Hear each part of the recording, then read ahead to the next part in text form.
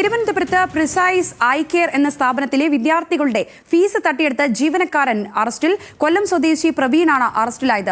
Google പേ വഴി സ്വന്തം അക്കൗണ്ടിലേക്ക് ഇയാൾ പണം മാറ്റുകയായിരുന്നു. വിവരങ്ങളുമായി അഞ്ജു ജയപ്രകാശാണ് ചേരുന്നത്. അഞ്ജു, ഇയാൾ നടത്തിയ തട്ടിപ്പ് അത് ഏത് വിധേനയാണ്? ഈ ഗൂഗിൾ പേ വഴി സ്വന്തം അക്കൗണ്ടിലേക്ക് ഇയാൾ വിദ്യാർത്ഥികളുടെ പണം മാറ്റിയെന്ന് പറയുമ്പോൾ അത് ഏത് വിധേനയുള്ള കാര്യങ്ങളിലൂടെയുള്ള പണമാണ് ഇയാൾ മാറ്റിയത്? ഇയാളുടെ അറസ്റ്റ് ഇപ്പോൾ രേഖപ്പെടുത്തിയിരിക്കുന്നല്ലോ. പ്രിസൈസ് ഐ കെയർ പ്രൈവറ്റ് ലിമിറ്റഡിന്റെ ഒപ്റ്റോമെട്രിയിൽ ജോലി ചെയ്തു വരികയായിരുന്നു അവിടുത്തെ സ്റ്റാഫായിട്ടുള്ള ഈ പ്രവീൺ.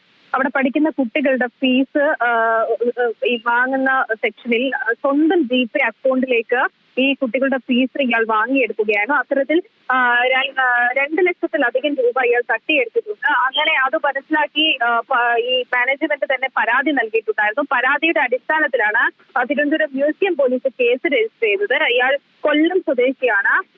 അത്തരത്തിലാണ് ഇയാളെ പിടികൂടിയത്. ശരി അഞ്ജു.